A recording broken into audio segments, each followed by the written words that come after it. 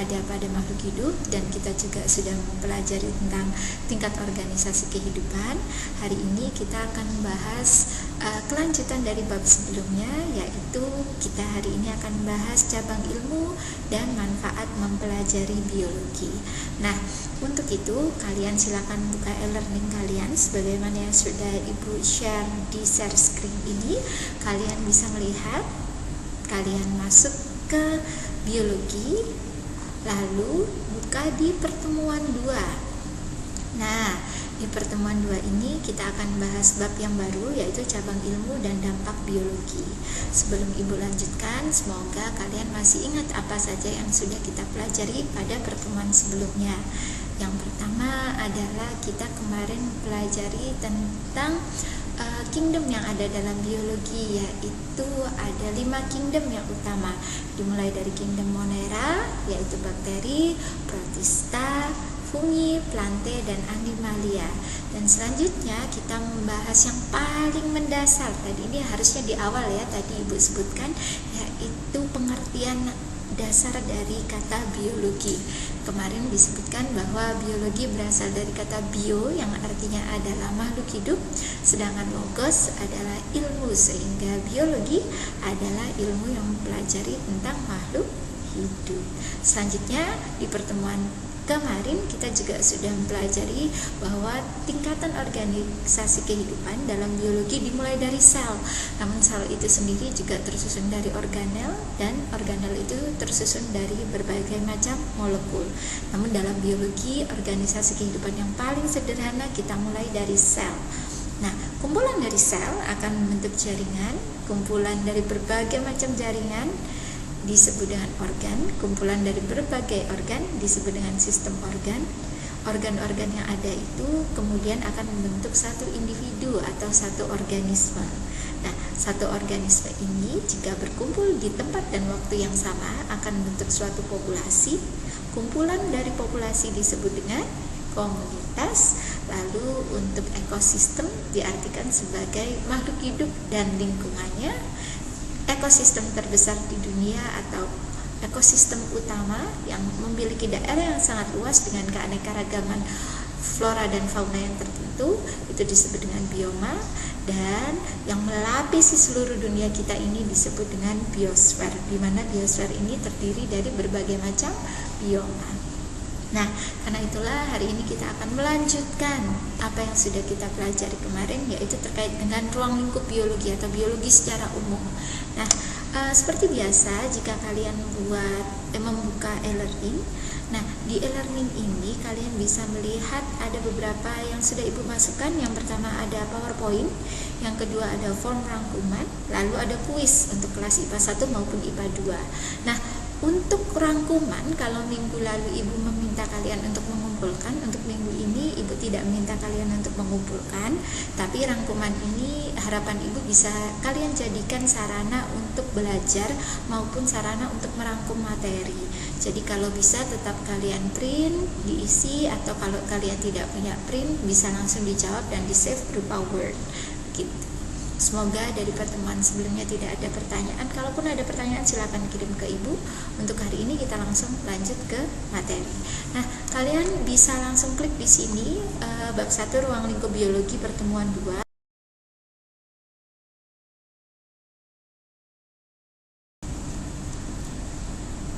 Nah, kelanjutan dari apa yang sudah kita pelajari kemarin, di sini kita akan bahas tentang cabang ilmu biologi, atau karena kemarin juga sudah Ibu jelaskan bahwa biologi itu cakupannya sangat luas. Karena cakupannya sangat luas, maka biologi sendiri itu dibagi berbagai macam cabang ilmu yang lebih spesifik lagi.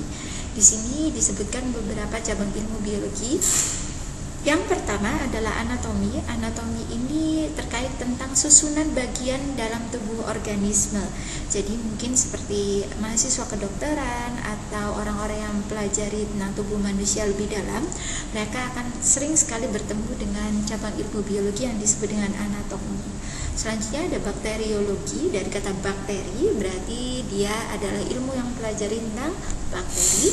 Lalu selanjutnya ada bioteknologi. Bioteknologi itu adalah pemanfaatan organisme untuk kebutuhan manusia.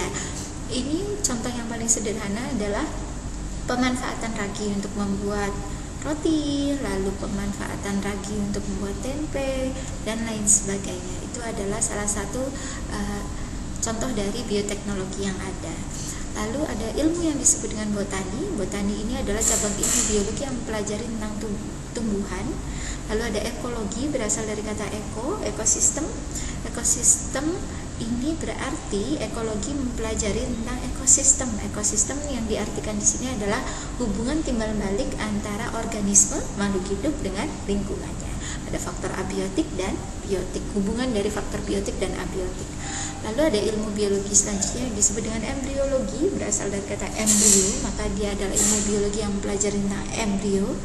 Lalu ada entomologi. Entomologi adalah cabang biologi yang mempelajari tentang serangga. Ada evolusi. Evolusi ini adalah cabang ilmu biologi yang mempelajari tentang perubahan organisme dalam waktu yang sangat lama. Seperti kalau kalian pernah mungkin lihat di TV ada Planet of Apes atau contoh-contoh film lainnya menunjukkan adanya evolusi. Intinya evolusi itu adalah terkait tentang perubahan organisme bisa jadi dari suatu bentuk ke bentuk lainnya dalam kurun waktu yang sangat lama. Mungkin yang sering kalian lihat adalah manusia itu dulu awalnya adalah kera. Nah, nanti ada pembahasan lebih lanjut terkait dengan evolusi ini khususnya di kelas 12. Nah, selanjutnya adalah fisiologi. Fisiologi itu adalah kefaalan tubuh dan proses kegiatan yang ada dalam tubuh manusia. Jadi ini lebih seperti fungsi dari tubuh dan proses kegiatan yang ada di dalam tubuh manusia. Selanjutnya ada genetika. Genetika ini mempelajari tentang proses penurunan sifat. Kenapa kalau misalnya ayah keriting, ibu lurus, kenapa anaknya keriting? Lalu misalnya contoh lain adalah ayahnya tinggi, ibunya berbadan sedang, anaknya tinggi. Kenapa orang barat misalnya rambutnya pirang, matanya biru, menikah dengan orang Indonesia, anaknya bermata coklat dan rambutnya mungkin hitam atau hitam agak kemerahan. Nah, seperti itu akan dipelajari dalam genetika. Lalu ada ilmu histologi. Histologi adalah ilmu yang mempelajari tentang jaringan. Jadi kemarin kumpulan dari sel yang sama atau sejenis disebut dengan jaringan. Ada ilmunya sendiri untuk mempelajari histologi, yaitu ada ilmu sendiri untuk mempelajari jaringan, yaitu disebut dengan histologi. Lalu ada helmintologi, mempelajari tentang vermes atau cacing. Dari cacing sendiri itu ada ilmu khusus yang mempelajari.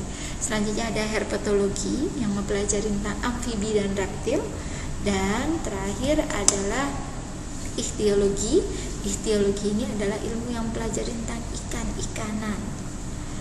Masih banyak lagi cabang ilmu biologi. Selanjutnya adalah mikologi, berasal dari kata miko. Miko itu artinya jamur, maka mikologi adalah ilmu yang mempelajari tentang jamur.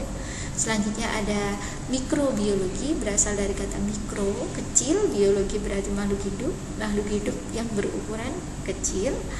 Lalu morfologi adalah ilmu yang mempelajari tentang bentuk dan susunan tubuh luar organisme. Ibu ulangi ya nak. Mikrobiologi adalah ilmu yang mempelajari tentang jasad renik atau organisme berukuran mikroskopis, berasal dari kata mikro, kecil, bio, makhluk hidup, logi, ilmu, berarti ilmu yang mempelajari tentang makhluk hidup dengan ukuran yang kecil. Selanjutnya ada morfologi.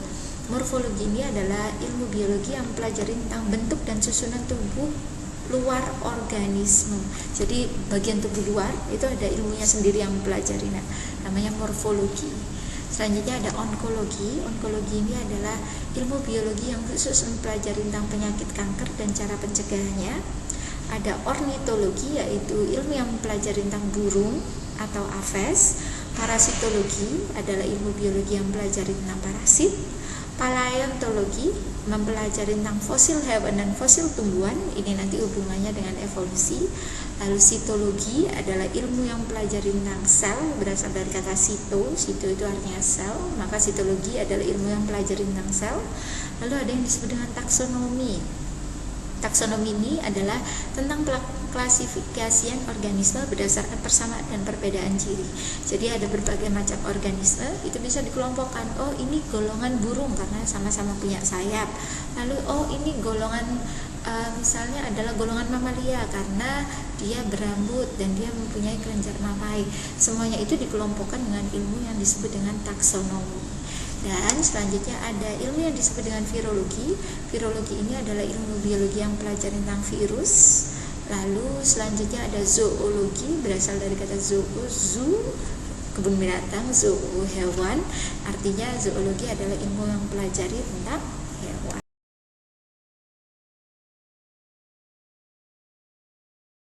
Sekarang kita akan pelajari apa saja manfaat mempelajari biologi. Kenapa kok kita harus belajar biologi? Manfaat biologi itu banyak sekali. Nah, ini ada beberapa yang sudah Ibu kelompokkan di PowerPoint ini. Yang pertama adalah manfaat dalam bidang pertanian. Di antaranya adalah cara pengolahan lahan dan teknik penanaman. Jadi sekarang ini sudah diketahui bagaimana mengelola lahan yang lebih baik. Misalnya tanah jenis ini dikelompokkan ke dalam tanah yang begini, maka perlakuannya harus begini. Itu sekarang sudah diteliti. Selanjutnya adalah penyediaan dan pemilihan bibit unggul. Kalau kalian lihat gambar di sebelah kanan atas ini adalah kelapa hibrida yang dia itu sudah dimodifikasi secara genetik, di mana ini adalah bibit unggulnya kelapa. Kenapa kok dia dikatakan bibit unggul? Biasanya kan kelapa harus tinggi, terus buahnya mungkin tidak terlalu banyak. Sedangkan kelapa ini kalau kalian lihat pohonnya pendek, lalu buahnya sangat banyak. Nah, ini biasanya bibit unggul ini memang sengaja diciptakan, bukan diciptakan ya, dimodifikasi oleh manusia sehingga memberikan keuntungan yang lebih bagi manusia itu. Walaupun pada dasarnya saat ini masih ada beberapa pihak yang menentang makanan-makanan atau tumbuhan maupun hewan hasil modifikasi, karena ditakutkan mereka bisa menyebabkan suatu mutasi pada gen kita maupun bisa menyebabkan suatu penyakit. Makanya sekarang ini banyak orang yang makan makanan yang organik, karena organik itu artinya asli, tidak menggunakan pupuk kimia, bahan-bahan kimia yang berbahaya, dan dia juga tidak menggunakan makhluk hidup atau tanaman atau hewan hasil modifikasi secara genetik. Nah, selanjutnya juga ditemukan berbagai macam bibit unggul yang tahan hama. Jadi tumbuhan tersebut itu tidak bisa diserang hama.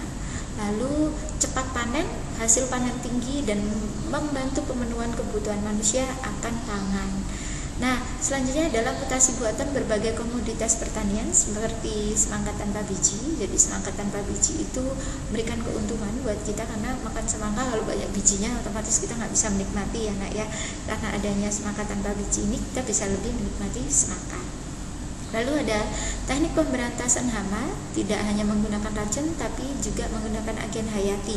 Jadi kalau selama ini pembasmian hama itu menggunakan mungkin bahan-bahan kimia yang berbahaya, saat ini sudah ditemukan sejenis bakteri, di mana bakteri itu bisa menyerang bagian pencernaan dari serangga, khususnya ulatnya serangga, sehingga serangga ini tidak bisa sampai besar, tidak bisa sampai menyerang tanamannya, karena serangga ini akan mati jika terkena bakteri tersebut. Apakah bakteri ini bahaya untuk tumbuhannya? Tidak.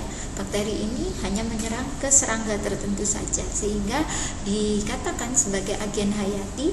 Ini adalah suatu terobosan baru untuk lebih melindungi lingkungan. Nah, ditemukannya bakteri penambat nitrogen dari udara. Kalau kalian lihat gambar kanan ini, di bagian ini akar ya. Nah, kalau kalian lihat di bagian akarnya ada pentol-pentolnya. Pentol-pentol ini adalah kumpulan dari bakteri, di mana bakteri ini memang berfungsi untuk membantu tanaman menyerap nitrogen. Jadi nitrogen dari udara bisa langsung diserap oleh tanaman, sehingga diserapnya oleh nitrogennya ya, nah, otomatis nitrogennya diserap oleh bakteri, di mana bakterinya ini akan memberikannya ke tanaman, sehingga tanamannya mendapatkan lebih banyak nitrogen dan akhirnya tumbuh dengan lebih subur. Dan terakhir untuk di bagian ini adalah pengembangan mikoriza. Miko berasal dari kata jamur, riza berasal dari kata rhizoid. Mikoriza artinya adalah jamur akar. Jadi jamur ini memang ada di akar. Dan kalau kalian lihat, jamur ini akan bersimbiosis dengan akar tanaman. Gambar kiri ini adalah tanaman yang akarnya tidak ditumbuhi mikoriza, sedangkan gambar yang kanan ini adalah akar tanaman yang ditumbuhi mikoriza. Dengan adanya mikoriza, akar akan semakin panjang.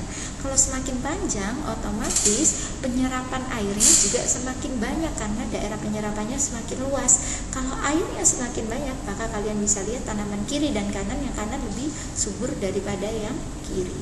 Nah, semuanya ini adalah salah satu manfaat mempelajari biologi dalam bidang pertanian. Yang kedua adalah manfaat mempelajari biologi dalam bidang kedokteran. Saat ini banyak sekali manfaat mempelajari biologi dalam bidang kedokteran yang lebih tenar saat ini karena adanya COVID-19, di mana saat ini sudah ditemukan vaksin untuk COVID-19 dengan berbagai macam merek. Nah, di mana vaksin ini sangat berguna untuk mencegah seseorang terkena COVID-19, di mana untuk mengurangi berkembangnya wabah penyakit COVID ini agar tidak banyak orang yang terkena COVID-19. Dengan adanya vaksin kita bisa lebih sehat. Jadi jangan takut untuk vaksin ya nak. Jika ada yang bilang, loh Bu, katanya habis vaksin panas, badannya tidak enak. Memang secara umum vaksin itu adalah organisme yang sudah dilemahkan, dan organisme yang sudah dilemahkan ini akan dimasukkan ke dalam tubuh kita. Bisa dikatakan organisme yang dilemahkan ini ya bisa jadi virusnya atau bakterinya. Contohnya di sini kita bahas COVID-19. Maka memang yang dimasukkan ke dalam tubuh kita bisa jadi satu jenis vaksin itu yang dimasukkan adalah mungkin seluruh tubuh virus itu yang sudah dilemahkan, tapi dalam beberapa kasus biasanya yang dilemahkan adalah bagian tertentu dari protein virus itu dan bagian tertentu dari virus itu yang dimasukkan, tidak seluruhnya. Dan itu sudah dilemahkan, tidak akan bisa menyakiti tubuh kita. Karena kalau kalian dengar berbagai macam hoax, jangan sembarangan percaya ya nak, karena tidak mungkin juga pemerintah maupun para ahli yang mengeluarkan vaksin ini dengan gegabahnya mengeluarkan vaksin tanpa diteliti lebih jauh lagi.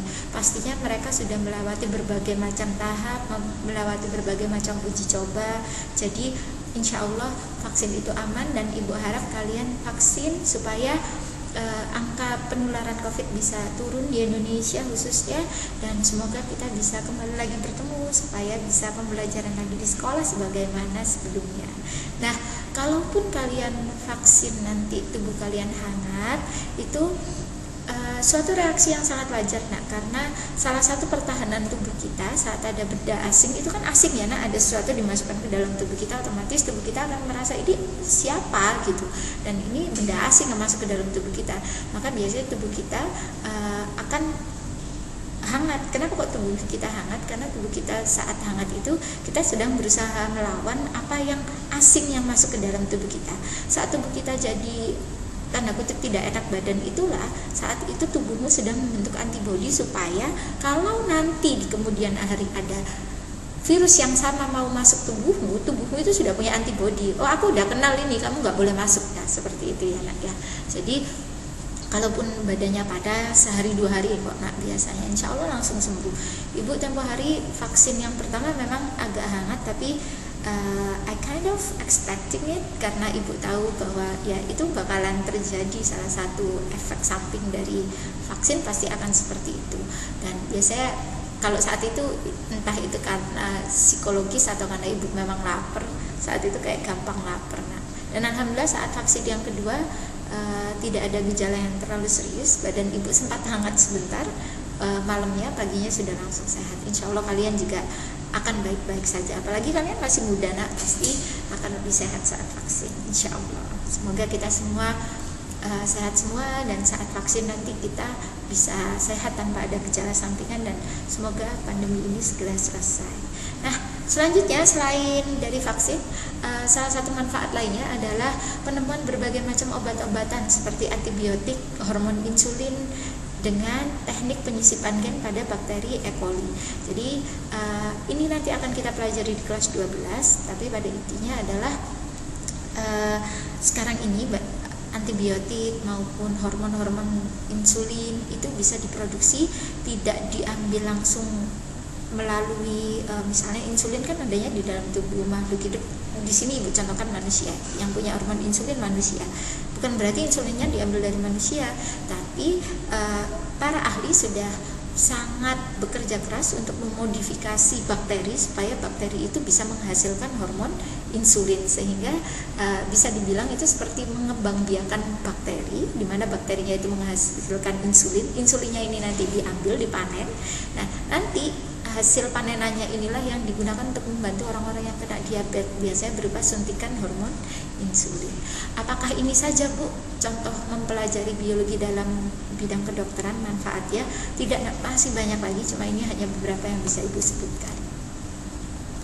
Nah, selanjutnya ini adalah manfaat mempelajari biologi dalam bidang kesehatan. Di sini ada berbagai macam rekayasa genetika yang bisa digunakan sebagai solusi pengobatan berbagai macam penyakit yang mematikan seperti kanker. Lalu juga rekayasa genetika ini bisa dimanfaatkan untuk, sebagaimana Ibu bilang tadi, untuk membentuk hormon insulin, bisa digunakan untuk membentuk antibiotik. Juga kalau kalian sering dengar mungkin para artis atau selebritis yang ada di Indonesia maupun di seluruh dunia, bagi beberapa orang yang mungkin kesulitan untuk memperoleh keturunan, saat ini ada teknik yang bisa dilakukan, yaitu teknik bayi tabung. Nah, teknik bayi tabung ini disebut juga dengan fertilisasi in vitro. Ini bisa membantu supaya punya dede. Nah, seperti itu. Ini gambarnya. Nah, ini penjelasannya bukan berarti bayinya masuk tabung, tidak. Nah, tapi intinya sel telurnya dikeluarkan, nanti akan melalui suatu prosedur sehingga kalau sudah ada embrionya, ini akan dimasukkan lagi ke dalam tubuh sang ibu. Nah, seperti itu. Nanti ada penjelasan lebih lanjutnya di materi kelas 12. Dan ini salah satu contoh bidang kesehatan lainnya adalah ditemukannya berbagai macam tumbuhan dan zat-zat tertentu yang dihasilkan oleh tanaman-tanaman seperti tanaman herba yang ternyata bisa mengobati berbagai macam penyakit. Di sini di gambar sebelah kanan ini adalah tanaman binahong. Di sini dikatakan bahwa binahong dapat digunakan untuk mengobati luka. Nah, selanjutnya adalah manfaat biologi dalam bidang industri. Nah, pada bidang industri ini, biologi memiliki peranan yang sangat luas, mulai dari industri makanan, farmasi, tekstil, pupuk, semuanya bisa dibantu dengan adanya biologi. Nah, di sini dengan mengembangkan pengetahuan biologi, para ahli farmasi dapat menemukan berbagai macam obat, vaksin maupun anti terhadap bakteri atau biasa disebut dengan antibiotik. Nah, selain itu, biologi juga membantu memahami berbagai proses kehidupan seperti metabolisme, pewarisan sifat, daur energi, jaring makanan, dan sebagainya. Selain itu, membantu mengkaji permasalahan lingkungan dan upaya untuk melestarikan lingkungan. Jadi saat ini banyak sekali usaha-usaha pelestarian lingkungan yang dilaksanakan, dan ini didasari dengan pengetahuan dasar. Pengetahuan dasarnya adalah berasal dari pengetahuan dari ilmu biologi. Nah, yang paling sering kita lihat mungkin yaitu manfaat mempelajari biologi dalam bidang makanan, industri makanan. Di sini ada berbagai macam produk dari bioteknologi, di mana ini adalah bioteknologi yang konvensional, maksudnya yang tidak memerlukan alat yang cukup rumit. Ini bisa dilakukan oleh banyak orang, juga bisa dilakukan, dan teknologi ini sudah ada dari zaman dulu, di mana menggunakan makhluk hidup untuk merubah suatu jenis makanan. Misalnya kedelai bisa dirubah menjadi tempe, atau susu bisa dirubah menjadi butter, atau susu bisa dirubah menjadi keju, atau susu bisa dirubah menjadi yogurt. Semuanya ini adalah dengan bantuan bioteknologi.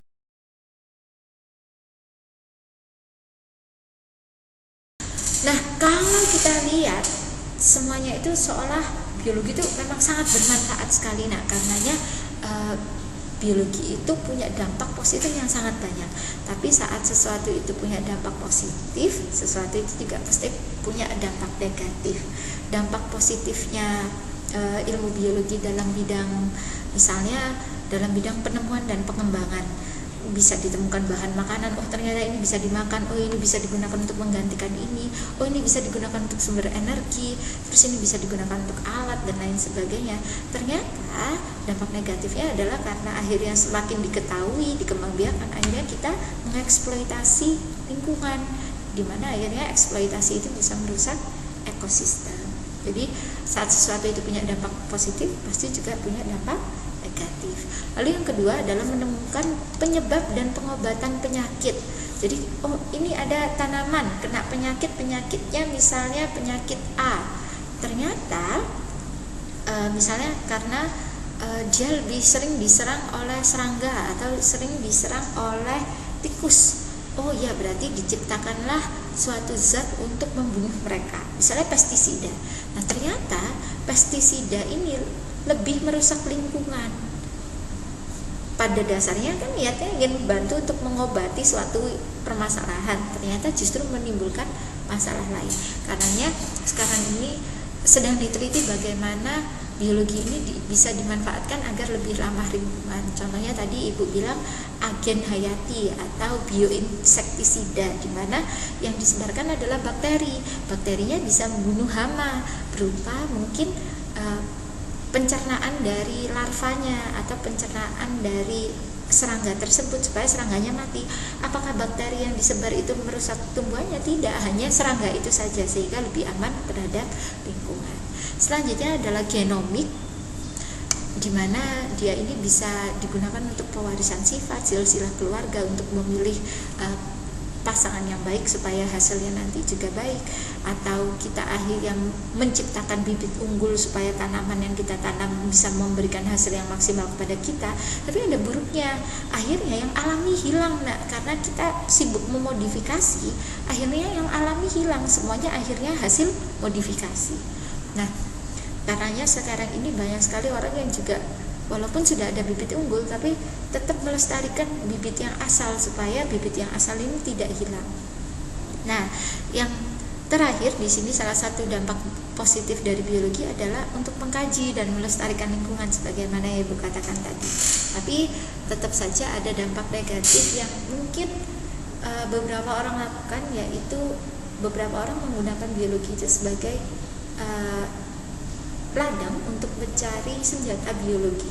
Jadi kalau mungkin senjata secara kimia adalah menebar mungkin nuklir ya, atau fisika itu ya, itu adalah suatu zat yang mungkin disebar dan itu bisa menyakiti makhluk hidup yang ada di sekitar. Tapi kalau nuklir itu kan mungkin masih kelihatan ledakannya, kayak di Chernobyl itu kan sampai sekarang jadi kota mati karena pembangkit nuklirnya meledak. Tapi kan maksudnya diketahui bahwa itu ada penyebabnya sesuatu, akhirnya kota itu menjadi kota mati. Terus mungkin kalau secara mekanik mungkin dengan menggunakan pistol atau senjata-senjata yang bisa membunuh secara langsung. Tapi kalau biologi itu senjatanya nggak kelihatan. Nah, senjata biologi itu virus itu nggak kelihatan. Tapi kalau ada orang niatan jahat, nah itu mungkin bahkan yang Ibu baca ada beberapa virus yang bisa diekstrak menjadi serbuk, di mana serbuk ini kalau disebar nggak kelihatan mata dan akhirnya bisa menyebabkan orang lain terkena virus tersebut dan akhirnya bisa meninggal dunia. Jadi tetap ada efek negatif dan tetap ada dampak positif. Harapan Ibu kita ambil yang positifnya sehingga kita bisa membuat bumi kita lebih baik lagi, supaya kita bisa menjaga lingkungan dengan lebih baik lagi. Nah, di sini Ibu berikan beberapa dampak negatif atau bahaya mempelajari, bukan bahaya mempelajari biologi ya, tapi bahaya dari biologi itu apa sih? Nah, di sini misalnya kemungkinan penggunaan senjata biologi dalam peperangan. Nah, kalau perang pakai senjata kelihatan mata, mungkin bisa diciptakan suatu pelindung supaya nggak kena.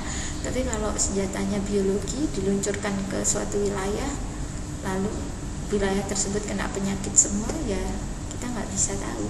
Misalnya di sini ada Bacillus anthracis, penyebab antraks, disebarkan ke suatu wilayah, maka hewan yang ada di wilayah itu akan mati semua, maka akan menyebabkan daerah itu kekurangan pasokan makanan. Nah, di sini juga Ibu sebutkan bahwa melalui pengetahuan biologi dan didukung kemajuan ilmu teknologi, manusia dapat mengeksploitasi kekayaan alam. Ini yang tadi Ibu sebutkan bahwa akhirnya karena tahu ini bermanfaat, ini bermanfaat, akhirnya terlalu dieksploitasi. Akhirnya yang terjadi adalah ekosistemnya akhirnya tereksploitasi atau keseimbangan alamnya akhirnya akan rusak, akan terganggu, sehingga terjadi berbagai macam bencana-bencana alam yang harusnya bisa dihindari, tapi karena kesalahan manusia sendiri akhirnya bencana alam itu terjadi. Nah, selanjutnya adalah ancaman penurunan keanekaragaman hayati ketika petani lebih memilih tanaman unggul tertentu. Tadi Ibu katakan bahwa yang dipakai bibit unggul aja, akhirnya bibit yang asli alami walaupun tidak unggul ini lama-lama akan punah karena terabaikan, tidak dipakai lagi. Jadi harapannya kita bisa menggunakan biologi dengan bijak dan memanfaatkannya dengan baik. Nah, sudah sampai sini saja materi Ibu hari ini. Terima kasih banyak sudah mendengarkan penjelasan Ibu. Ibu mohon maaf jika ada kesalahan baik dalam tutur kata maupun penjelasan Ibu. Terima kasih atas perhatiannya. Wassalamualaikum warahmatullahi wabarakatuh. Dadah.